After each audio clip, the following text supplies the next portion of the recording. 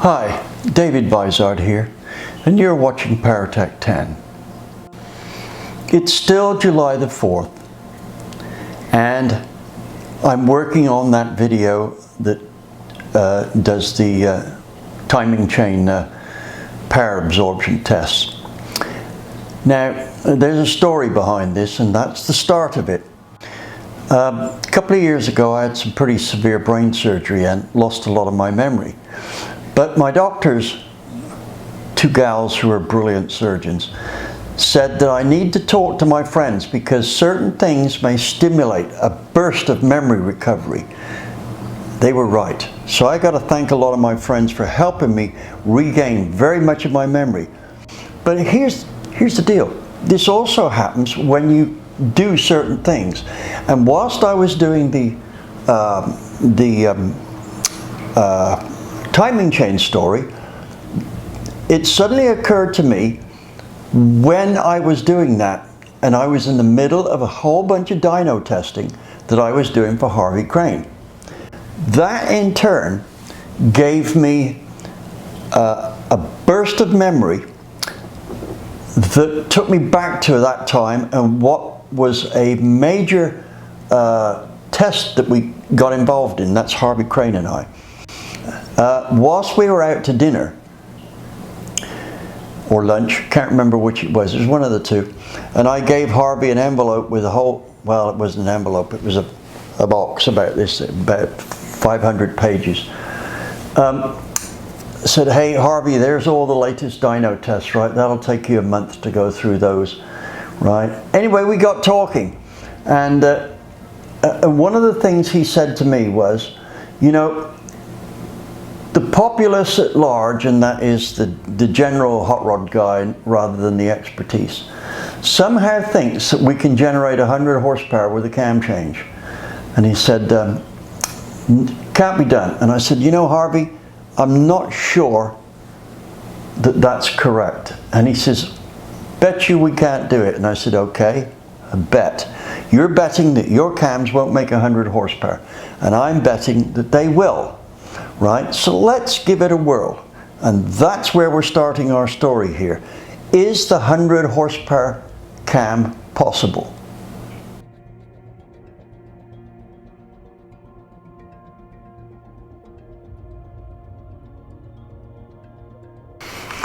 Well, it's a few days since I did the introduction to this this video.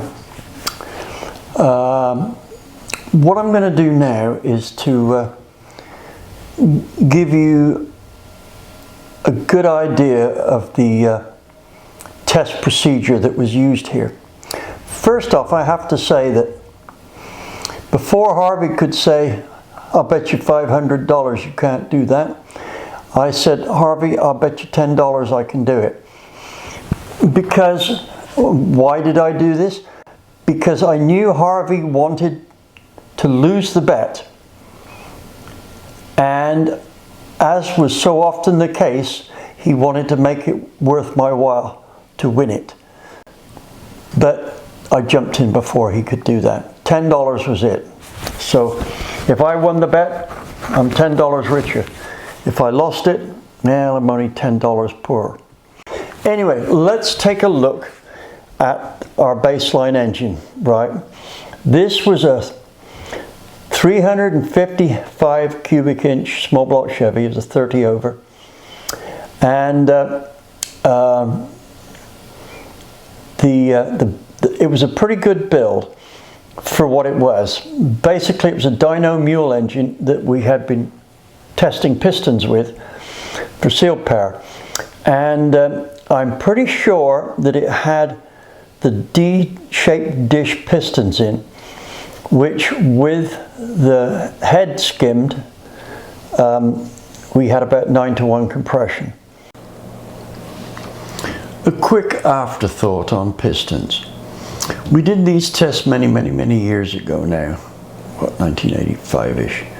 15, 35, 36 years ago. Since then, piston technology has moved along quite a bit. And although there may be a seal power or icon equivalent to this, The piston I would recommend at the moment, because it's got 1mm rings in it and the same D-shaped dish that we used, is the Marley piston 16cc dish, part number 930210830. That will, with a 64cc head, give you a 9.2 to 1 compression. And that's the other thing, if you're going to build a replica of this engine, you might want to pump that compression up to about 10.5, and then the cam that we're going to finally recommend that you have is going to be dynamite. Now, the plan here was to make sure that whatever cam we were using, we gave it the best chance of making the most power. So this meant that we would set the engine up with the stock, having the stock cam with the best carburetor and manifold combination for that spec. We would also change the rockers, the exhaust, and what else? I think that was about it, until we found the absolute best. Now, cylinder heads were mildly pocket ported, and they flowed about 200 CFM, 210 maybe, at about 500 lift.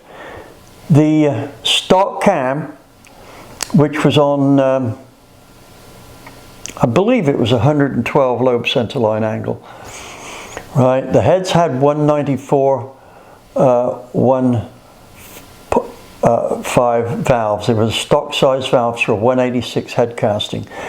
The rockers we ended up using were a 1.6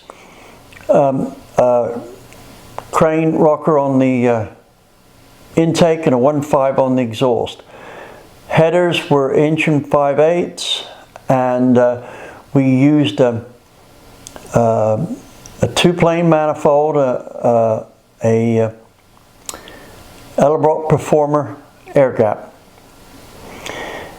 I think it was an air gap one. It was a Performer, but it was the model before the one they've currently got, because we ran these tests about 1985-86 time. And the carburetor that gave the best results was a 650. Right, any more carburation than that made no difference, and it softened up the bottom end. And that was what we ran as a baseline. Check the graph coming up, and that will show you the power curve that we got.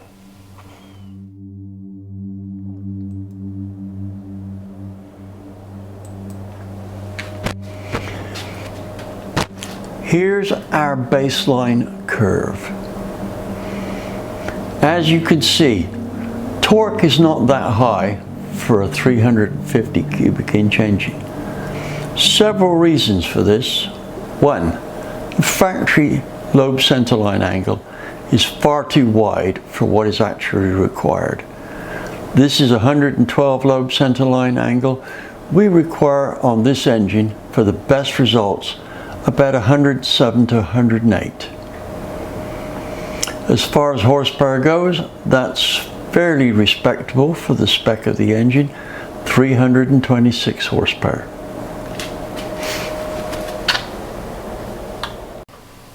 Now on to our super cam, right?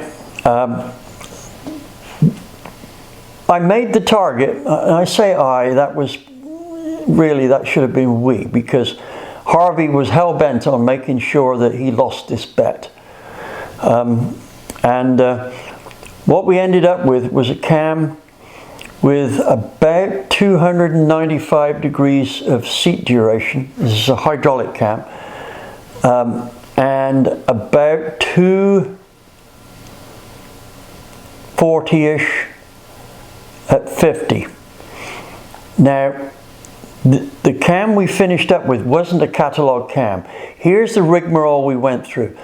using catalog cam profiles and grinding the cam on the right lobe centerline angle for our motor, we gained somewhere in the region of about 80 to 85 horsepower. Right? Now, going back to those days, the speed of the opening on flat tappet cam wasn't very fast because they would simply flatten themselves out. You know, the lifters and the lobes themselves wouldn't take much more acceleration and live. What we did was we got some of the GM armored lifters, right? They're stellite faced, and we ended up hardening the cams. The reason that we hardened them was Harvey decided that since we were so close to making this, he was going to run some designs on his computer and literally make a one-off, well, a pair of profiles to do a one-off cam. Could obviously have replicated it. So that was what we did. It got us to about 90 horsepower increase. And then it was a question of tweaking everything. Oh, I forgot to say, in each case, we would advance and retard the cam to find out where the best advance position was. And I'd say we got to the 90 horsepower. That was with a much bigger carburetor on it. I think we were running an 850 on it at that time. And the rockers on it were, well, they were Crane rockers, but they were supposed to be a 1.65, but the way we had them set up and the fact that they usually over ratio them, it worked out about 1.72. So the new lobe that Harvey did was about 3/8 of an inch lift, and so that gave us about 620 odd thousandths at full lift. So that helped the power a bit more, doing that. Then our next move was we hardened the cam and then polished it. Now let me tell you about the polishing. Right, the reason that I wanted to polish this was I'd had a guy come in and he said that his engine, he had a bracket race engine and he raced a lot. He just rebuilt it and it kept breaking valve springs. So my immediate reaction here, and he was using good springs for the time, that is. My immediate reaction was maybe the cam profile was bad. So I put it on my cam checker, and it had a very slight but consistent wave when you looked at the about the third derivative of the cam's motion. And I figured this was an out of balance wheel, and it was transmitting these vibrations straight to the valve spring and breaking them. He was barely being able to make more than about 5 or 6 passes before a spring would break. So I polished the cam for him, but I called up the guy that ground it. Can't remember his name, but he's a well-known guy. And I said, you're going to owe this guy here a camshaft because it's got lots of vibrations. It's generating vibrations. I'm going to polish the lobes for him to get him by for now. But if this works, it'll still need a replacement cam. So anyway, I polished all the lobes. Now this is a roller cam. I polished all the lobes with a piece of soft wood and 400 grit emery. And what this did was it smoothed out the effect of the out of balance wheel. So the dynamics were better. And he was able to make about 60 or 70 passes before a spring broke. Right? Anyway, at that time, the engine came down and he had the cam reground, and of course when I checked it, it was pretty damn good. Guy didn't want to be embarrassed twice. And I didn't see the guy for about 3 years. I asked him how his engine was doing. He says, I'm still on the same valve springs. So polishing the cam can be a benefit to the dynamics. Anyway, I happened to tell Dave, the late Dave Crowder, about this when we were doing some spintron testing. And so we took a profile that was not too good. I say not too good. It wasn't up to scratch. It wasn't one they were going to sell. It was a setup cam. And we ran it on the spintron, looked at all the nasty stuff going on, and then I polished it with a piece of wood and 400 grit emery and smoothed it out, right? And we picked up about 200 RPM before it floated the valves, and the profile, the trace was so much better, it was almost unbelievable.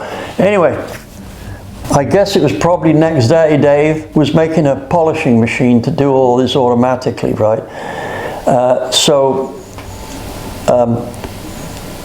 Crowder were polishing all their roller cams. Now, since that date, new cam grinders have come into being and polishing may not need to be the case.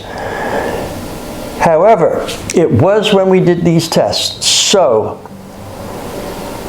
the cam got polished, optimal setting, then dyno tested. We ended up with 100.8 horsepower increase. So Harvey owed me 10 bucks. Here you see the comparison of the before and after curves. Notice that the torque curve has not only moved up in terms of foot-pounds, but is also occurring further up the RPM range. The power gain shown here is exactly 100.8 horsepower. $10 bet won. Well, I'm sure many of you will find the information interesting that we've just reviewed. But there's going to be some who will point out, what good's this if we can't get that profile? Well, folks, I already thought of this. Mike Jones is a friend of mine, and his cam grinding company's just up the road a ways. Not that that has any influence on why I use his cams, he just does damn good cams. But anyway, things have moved along a lot since 1980s era. And Mike has a lot of experience with flat tappet cams in cup cars when that's what they had to use. So I looked through Mike's profiles and found that there were several profiles that he did which were actually in advance of the ones that Harvey and I did. Now that's because of modern computer programs and better cores and things. Now, here's one that I can thoroughly recommend, but it's not cheap. Part number, or the profile number, is H74377LT. That is a 296/249 profile with a 377 lift. With the rockers that the Crane rockers we used, that will give about 625 to 630 lift. However, again, we've got another possible improvement. PRW has a stainless steel 1.65 roller rocker, which is very high ratio off the seat. So it exaggerates this rapid opening that a flat tappet cam has. It's a very robust rocker. I can't remember the part number, but it's a 7/16 stud by 1.65 to 1 ratio, and it comes off the seat at about 1.78ish, as I remember it, and goes over the nose at about 1.73, 1.74.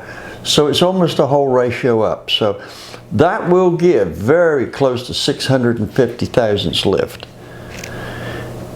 Right, what else? Now, oh yes, Mike's profiles have to be used with a stainless steel, a hardened steel hydraulic lifter.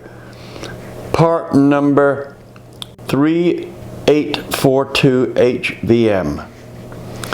And it's also ground on a hardcore tool steel blank, so none of it's cheap. So be aware. However, I am about 101% sure that Mike's profile will, under the test conditions we had, would exceed 100 horsepower gain over a stock cam. Now, there's a good side to this. Mike has some slightly tamer cams than this, which will idle better than the ones we used, plus will make as much power. So give Mike a call, but he's a busy man. Only do so if you are genuinely interested in making a purchase. Remember, I said these cams aren't cheap. How much power will they make compared with the roller? Well, they will, in the range that we're looking at here, be very close. So if you have to use a flat tappet cam, then this is it. Give Mike Jones a call. Jones Cams. Thank you.